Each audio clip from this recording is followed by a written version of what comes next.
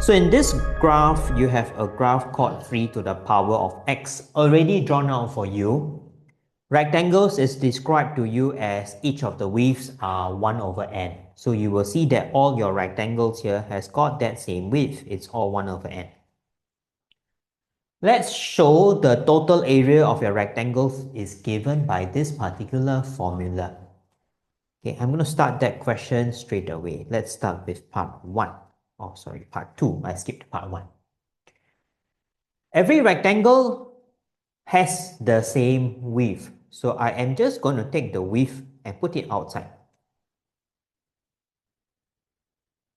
Multiply to height. Each of the height, best for you to determine where's the first and last. This is the position of the first height. So first height corresponds not to the x value 0. It corresponds to the value 1 over n.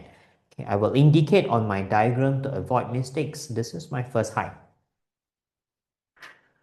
Now, what is my last height? It's the one on the extreme right of the diagram. This is the last height,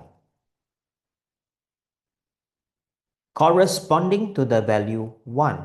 And 1 is regarded as n over n. I would like to write it in the same format as the previous x values so that it's clearer. Okay, so that is my first height and my last height accordingly. Let's fill into our formula. Equation of the graph is 3 power x. Fill in the x, put inside to get the y value. So first height will be 3 to the power 1 over n. It corresponds to that x value. Next height, 3 to the power of 2 over n. It just keeps incrementing by 1 in that numerator, then you get 3 over n. And we use dots to indicate that there are many other terms, but we are skipping it. And you go straight to the very last one, which is 3 to the power of 3 over n, n over n. So it's width multiplied to heights. You want to simplify. Now, this question doesn't come with a sigma notation. There's no sum. So if there is no sum written out, don't introduce the summation. You should identify that this is a GP. There is a fixed ratio. What is the ratio from one term to the next? The ratio is 3 to the power of 1 over n. It's a fixed ratio throughout. So this is a GP. What is the GP sum formula? What other things do you need? You need the first term. So first term is 3 to the power of 1 over n also. Now, how many terms do we have? Look at the incrementing values, 1, 2, 3 up to n. So always take the last minus the first power plus 1. Okay, counting number of terms in an increasing sum that is incrementing by 1, last minus first plus 1, which is n terms. Okay, I write in for reference. I'm going to apply this formula, A 1 minus Rn, 1 minus R for your GP sum. Okay, so let's simplify.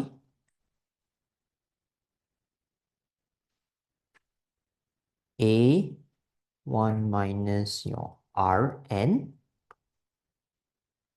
over 1 minus R.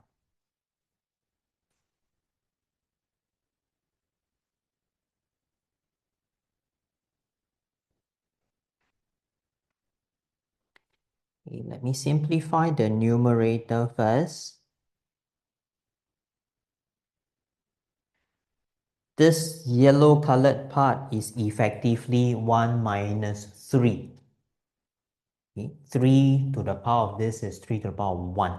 So 1 minus 3 can I simplify immediately as a negative 2.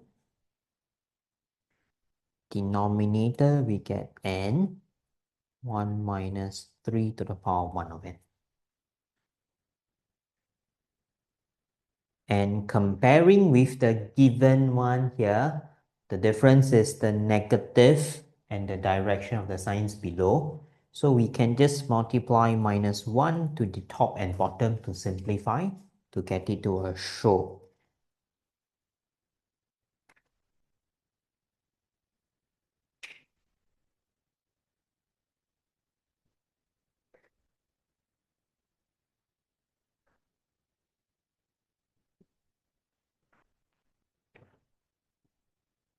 Okay, so this question uses the GP formula. And then comes the conceptual part about this chapter. This is where the limit will come in. So they say, can you find for me the limit of a when n tends to infinity? Limit of a is this expression from the left. Okay, suppose you try to find limit. What is the meaning of limit? You are trying to check for this particular term. Okay, I'll show you the thinking first, that when you let n tend to infinity, ask yourself what does a tend to. That value here is called the limit. Okay, they want you to find that. But can we observe what will happen to the denominator? Let's say we follow their instructions, we try to take limit, we try to check what happens when n tends to infinity.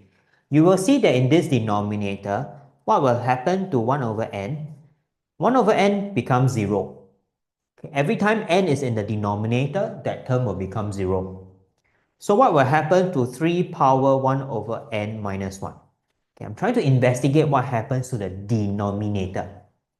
You will see that this will then become 3 power 0 minus 1.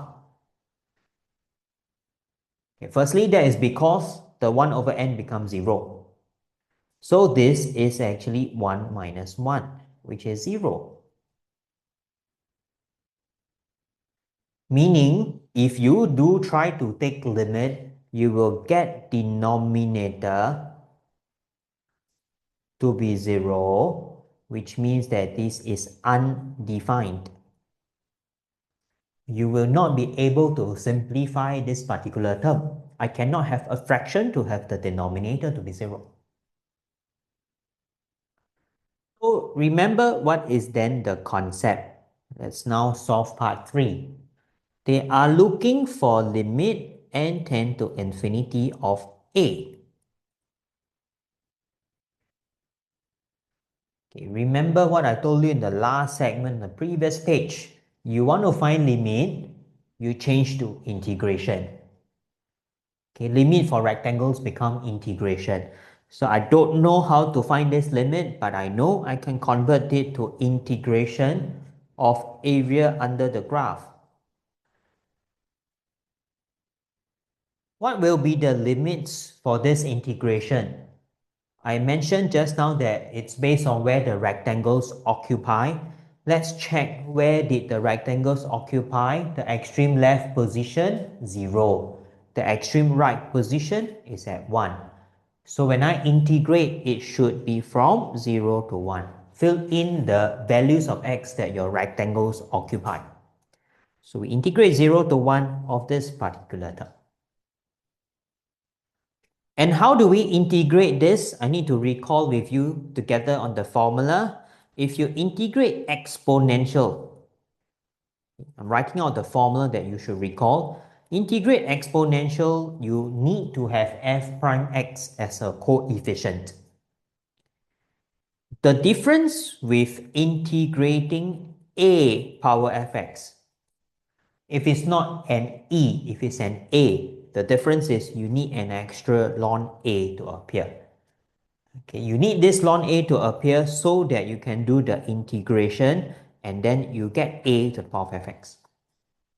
You need to recall the difference between efx versus afx. There needs to be an extra ln a before you can start any integration. Okay, hence, for this particular example, in order to integrate, I need to make sure that we create ln 3. My base is 3, it's not e. So I need to create the ln 3 and we balance outside the equation 1 over ln 3. This will allow me to integrate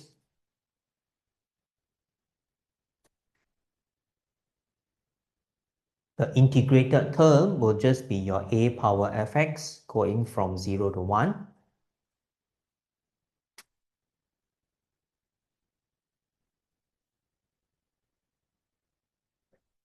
Which we will get it to be 2 at the top.